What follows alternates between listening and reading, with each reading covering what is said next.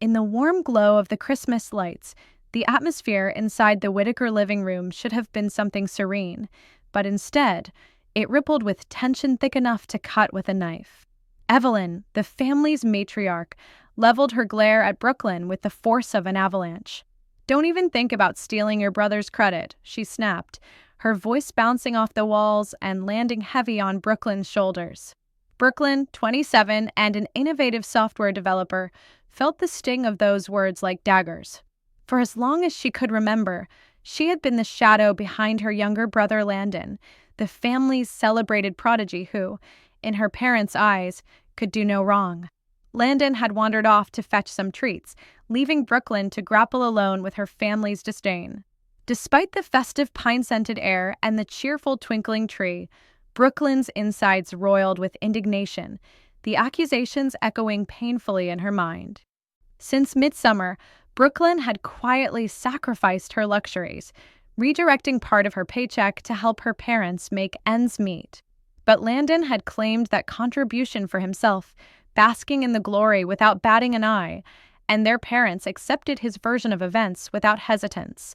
Evelyn's dismissal of Brooklyn's attempts to set the record straight had been swift and unwavering, making her feel small and silenced. Nearby, their cousin Riley sat observing the exchange with a keen eye.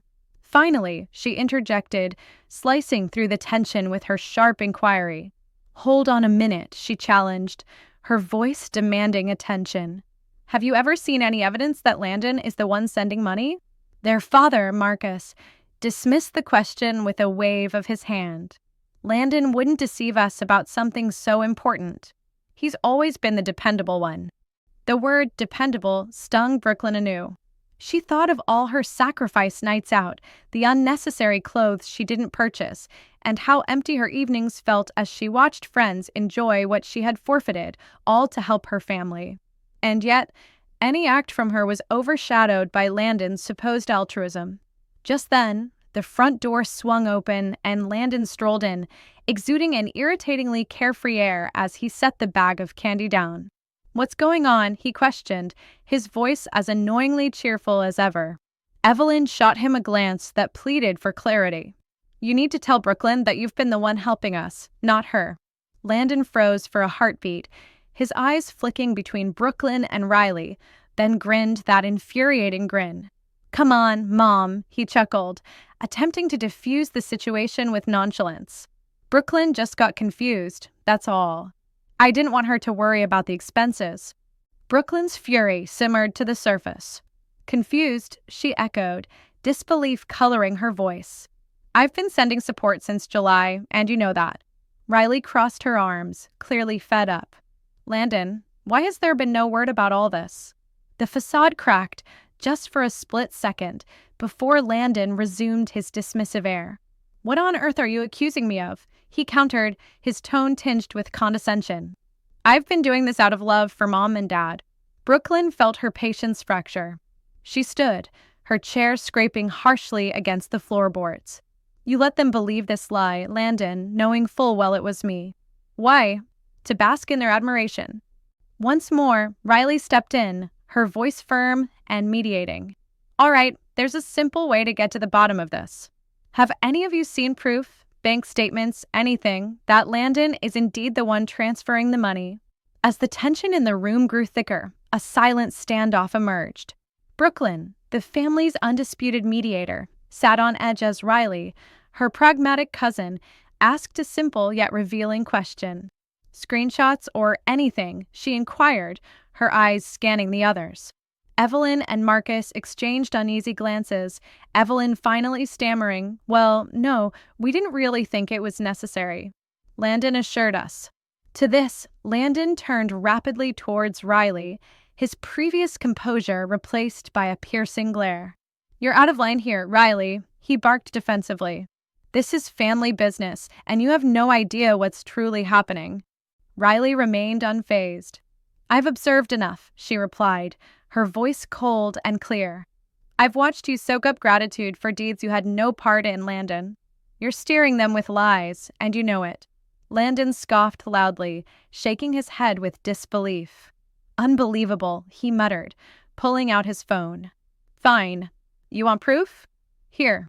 He scrolled through a series of files and then confidently presented his phone to their parents, his screen filled with what looked like official confirmations. Marcus's sternness immediately began to wane as he saw the PDFs, while Evelyn drew a small breath of relief. However, Brooklyn couldn't just stand by. Her heartbeat thundering in her ears, she approached, demanding softly, "Let me see those." Before Landon could respond, Brooklyn had taken the phone into her own hands, scrutinizing the details. Although the documents appeared credible, something about them felt forced, even contrived. She turned to Riley, who edged forward to examine the evidence with her. "These are false," Brooklyn erupted, her anger coloring the room in an instant. "You fabricated these, Landon. Stop pretending you've been the one sending them money when you haven't contributed a single cent." The room plunged into a haunting silence as Brooklyn's challenge echoed, daring Landon to maintain his pretense. Riley, who had been a pillar of confrontation mere moments ago, suddenly withdrew, her confidence flickering. "Perhaps I overstepped," she murmured, evading Landon's ambitious stare, unwilling to entangle herself further. Landon simply smiled, clutching his phone like a shield. "Fine," Brooklyn snapped, pulling out her own phone defiantly. "You want evidence? I'll show you my bank statements right this moment." Her hands quivered with tension as she attempted to unlock her banking app, only for the screen to freeze ominously. "No way," Brooklyn muttered in frustration, repeatedly tapping futilely. She tried reopening the app, to no avail. "This can't be happening," she hissed, panic seizing her as realization set in it wasn't functioning. Landon grinned smugly, folding his arms with smug satisfaction. "Of course, now that you need to prove something, your phone decides to malfunction. Very convincing, Brooklyn." "Enough." Marcus's voice sliced through, standing up to his full height and casting a long shadow over Brooklyn. "You've humiliated yourself enough already. If you can't substantiate your claims, you'll apologize to Landon this instant," he commanded, his tone icy and irrevocable. "If not, you're leaving. I won't have you spoil Christmas with your envy." Brooklyn froze, every eye fixed sharply on her. "Apologize for what?" she spat, her voice crackling with grief. "For speaking the truth? For being fed up being overlooked?" Marcus didn't waver, directing his hand toward the front door. 5 minutes to decide. Choosing not to deliberate, Brooklyn grabbed her jacket and stormed out into the bitter night, the door slamming with finality behind her. Tears blurring her vision, she trudged to her car, feeling smaller and more lost than ever. For Brooklyn, though Christmas ought to be about family, it served only to highlight how displaced she felt beyond them. Aimlessly, she drove beneath streets adorned with glistening holiday lights, tears veiling her sight, constant reminders of the earlier confrontation striking her anew. How could Landon betray her this way? And how could her parents accept his narrative without skepticism? She hadn't even noticed her destination until her car came to rest in the lot of a 24-hour cafe. The fluorescent lights inside were a stark contrast to the night's calm. Finding a booth, she slumped into the seat, her phone a useless piece of metal offering only the same maddening error every attempt. "We're experiencing a major technical issue. All services, including ATMs, are temporarily unavailable." Proof eluded her now, and impatience gnawed at her. She refreshed again, willing the app to cooperate. In the dim solitude of the 24-hour cafe, Brooklyn's eyes were locked onto her unresponsive phone as if she could compel it to cooperate through sheer determination. The universe had other plans that night, dealing her yet another blow. Time ticked by sluggishly, marked only by the accumulation of used coffee cups around her, until a message broke through her fog of despair. It was Riley, her closest confidant amidst the chaos. "Hey, are you okay? If you need a place to crash, my door is always open. I've been thinking. I'm not sure what to believe right now, but you've always been honest with me. Let me know." Finally, a breath she didn't realize she'd been holding escaped in a shaky release. Riley trusted her, or at least some part of her did. In a world that seemed bent on siding with Landon, her brother, this flicker of loyalty was a lifeline. Brooklyn's parents resided in Willow Creek, an intimate community where news spread like wildfire. Her return was meant to be a serene holiday retreat, but now she found herself navigating the quiet streets back to Riley's place, gripping the wheel as if it was the only thing grounding her reality. Riley's silhouette appeared in the porch light, cozy in a knitted blanket, a steaming mug cradled in her hands. "Come on in," Riley offered, her voice gentle yet laced with concern. Inside, Brooklyn didn't feel the pressure to unload her burden immediately. Instead, Riley handed her a warm mug and guided her to the sofa, where Brooklyn finally exhaled the breath she'd held tight since leaving her family's turmoil behind.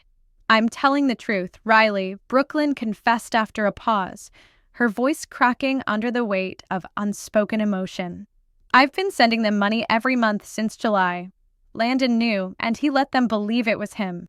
Those proofs he showed, those were counterfeit. I can feel it." Riley's nod was slow, measured, her skepticism still palpable. "I believe you," she admitted softly, "but you have to see how bad it looks right now. With the app down, it's all like the perfect storm." "I know," Brooklyn murmured, frustration bubbling over. "But once the system's back, I'll show them everything. I won't set foot through their door tomorrow, Christmas Day, until I've cleared my name entirely." Glimmers of resolve crept into Riley's smile. "If you walk in there with proof, Landon doesn't stand a chance. He'll be exposed," she mused. Brooklyn nodded, steeling herself for the confrontation. Riley's home was a sanctuary where she could muster her strength, and she promised Brooklyn, "Stay as long as you need, and let's hope for some good luck with the bank tomorrow." Brooklyn awoke the next morning clutching a fragile hope, like a whisper from the universe promising reprieve. Reaching for her phone, anticipation spun in her chest, only to dissolve into crushing disappointment.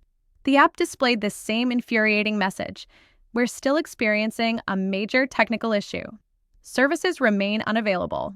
Letting out a groan, Brooklyn ran a hand through her tangled hair, muttering in defeat as her phone hit the nightstand.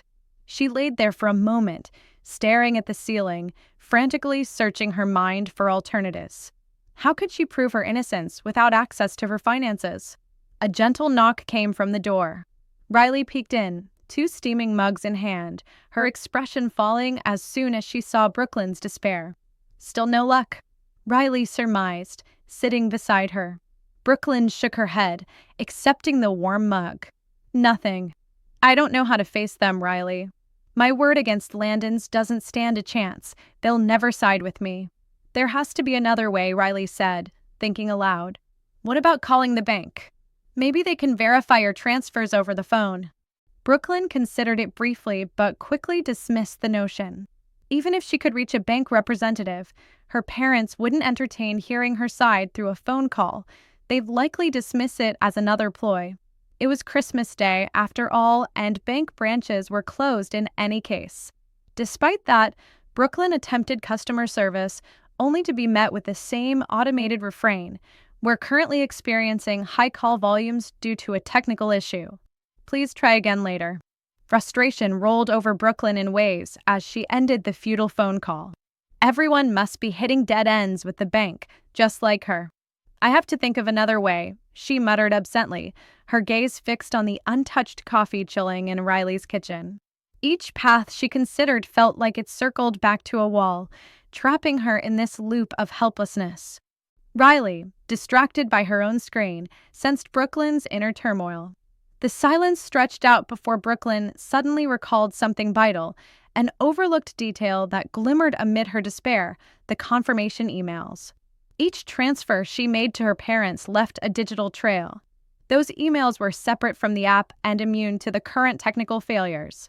Her heart pounded with renewed vigor as she fumbled for her phone, scrolling rapidly through her inbox.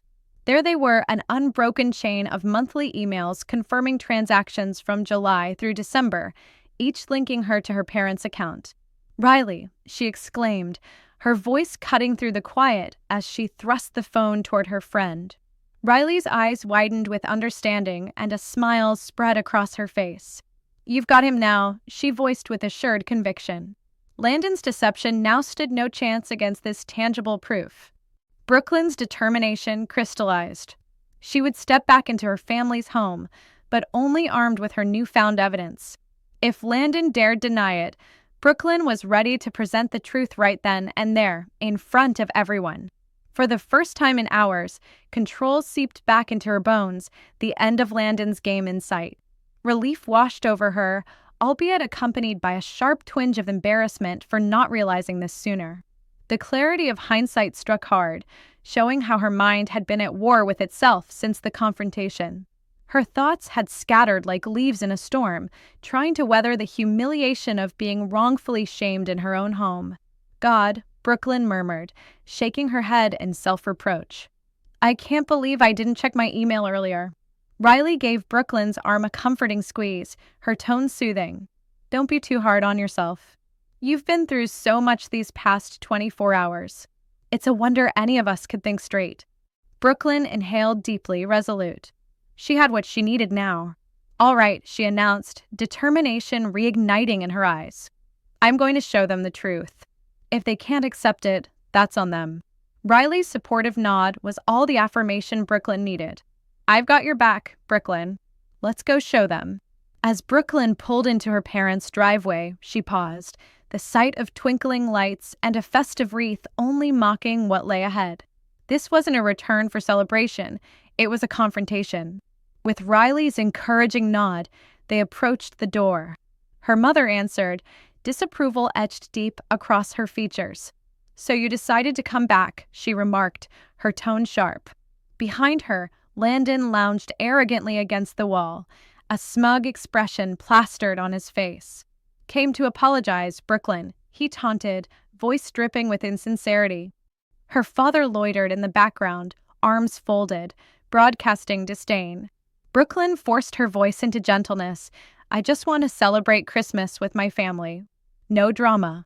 Her mother's suspicious eyes narrowed, but she permitted Brooklyn inside, though Landon's snide whisper followed her, took you long enough. Every breath Brooklyn took was a calculated performance as she walked back into her parents' home, careful to mask the embers of defiance burning within. She let the illusion of surrender hang in the air, stepping into the familiar chaos of cousins, aunts, and uncles filling the space with their holiday cheer. Each embrace and well-wish seemed oblivious to the tension curling under her skin, the storm so close to breaking. Her anticipation was a drumbeat in her chest as she took a seat at the dinner table. Brooklyn knew Landon couldn't resist the chance to stage a production, his moment to publicly claim victimhood and thrust her into the villain's role. The scene was set, and all she needed to do was bide her time. When Landon finally spoke, the room fell into a captive silence. With theatrical flair, he launched into his well-rehearsed monologue. I think it's time we talked about last night, he began, casting a glance of smug derision in Brooklyn's direction. It was tough seeing someone I care about accuse me of such deceit. Brooklyn's stomach clenched as murmurings rippled through the gathering, a few eyes already narrowing at her with skepticism. But Landon droned on, layering on his faux humility. He was the dutiful sibling, sending money to help, allegedly asking for nothing in return. His voice quivered just enough to lend authenticity to his performance, and their parents seemed hooked, their nods in unspoken agreement with his charade. You didn't deserve that, Landon, their father stated, disappointment heavy in his tone. The room buzzed with soft murmurs of agreement, casting Brooklyn as the outcast. Her pulse thrummed in her ears, her desperation building beneath the tablecloth as she tightly gripped her phone. Brooklyn waited, patience thinning with each sliver of sympathy Landon extracted. When he finally paused, feebly dabbing at his eyes with a napkin, she moved. Enough, she asserted calmly yet firmly, cutting through the low hum of the crowd. All eyes snapped to Brooklyn, surprise etched onto some faces, open disdain obvious on others. She rose, her stance unyielding as she addressed the room. You've heard Landon out, now hear me. Landon rolled his eyes, dripping condescension. Here we go again, he muttered dismissively, but Brooklyn pressed on, her gaze sweeping the room. She laid it bare. Since July, I have been sending money to Mom and Dad quietly, without fanfare. Last night, Landon claimed that effort as his own, and I won't let that pass unchecked. I can prove it. With that, she revealed her phone, displaying the email confirmations, tangible proof that refuted Landon's lies. Landon leaned back, feigning ease. Anyone can fake an email, you know. It's pretty simple, he retorted lazily. These emails are legitimate, Brooklyn replied, her voice edging with fury. If your receipts are so authentic, then let's check. Mom, Dad, did you compare the dates on Landon's claims last night? Do they match the actual transfer dates? Her parents exchanged puzzled looks, their confidence visibly shaken. Her father rubbed his chin, hesitant. We didn't check. We assumed. You assumed wrong, Brooklyn interjected, her tone slicing through their defenses. You accepted Landon's claims without question, but here lies the truth. You have the chance to verify it for yourselves. Check your ATM statements. They don't lie about account numbers. The room held its collective breath as Brooklyn's challenge lingered in the air, Landon suddenly finding the evidence fragile where once he basked in his triumph. Brooklyn watched Landon's confident facade crack like glass. You don't need bank apps to verify transfers, Brooklyn pointed out, her voice slicing through the tension. Landon's smirk wavered, then solidified. Fine, he snapped, attempting to maintain his bravado. Let them look. I've got nothing to hide. Their parents hesitated, the weight of discomfort palpable in the air as their mother murmured, It's Christmas. Must we? But Brooklyn's resolve was steely. Yes, we must, she insisted, eyes locked in determination. The night was bitingly cold as they drove in silence to the nearest ATM.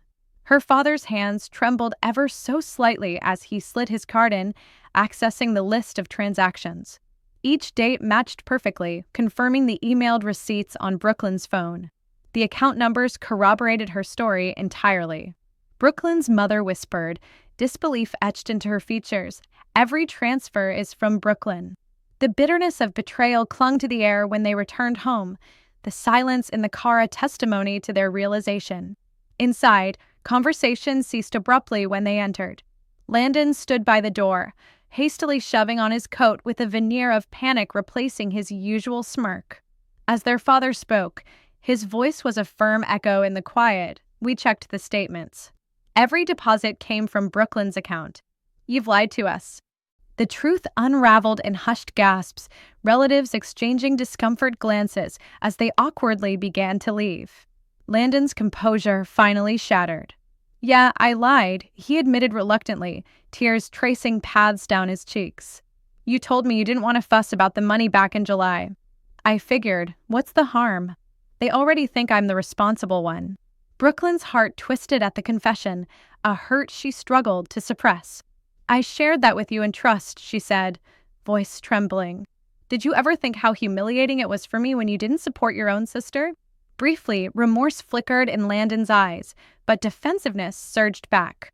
They were never going to choose your word over mine, Brooklyn. I didn't expect it to end like this, he admitted curtly. Their mother stepped forward, her voice fragile. Landon, why? We would have been grateful to either of you. There was no need for deceit. Not a word more from Landon, just the slam of the door as he left in haste. Silence claimed the room, the enormity of what transpired settling like dust. Brooklyn's parents turned, regret etched deeper than any words could convey. Brooklyn, her father began, his voice weighted with guilt. We owe you a sincere apology. We were wrong not to believe you. Her mother nodded, tears flowing. We've been so unfair to you. We can't undo it, but we'll try to make it right. Brooklyn absorbed their apologies, conflicted. Part of her longed for this moment of validation, yet years of neglect and frustration couldn't be instantly erased.